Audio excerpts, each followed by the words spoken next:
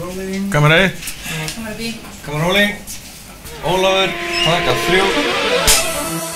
Ástæðan fyrir að við fórum til Dubai og til Kuwait var að við fundum mann sem heitir Axel sem er konditor, sætabrauðsdrengur eins og ég kýs að kalla á íslensku. Og hann vinnur í Kuwait og Dubai. Dubai er borg sem er frekar sérkennileg, en svona þar sem ferðamenn eru er allt svona, það er svolítið eins og leikmynd. Og fína byggingar, flotti restaurantar og fínu bílar og allt. En svo keyrir maður bara í hálftíma og þá er maður komin bara þar sem að þjónustufólk fyrir ríka fólki býr og þar er geggjað. Það fannst mér miklu áhugaverðari staður að vera. Það er ekkert skrítið að vera.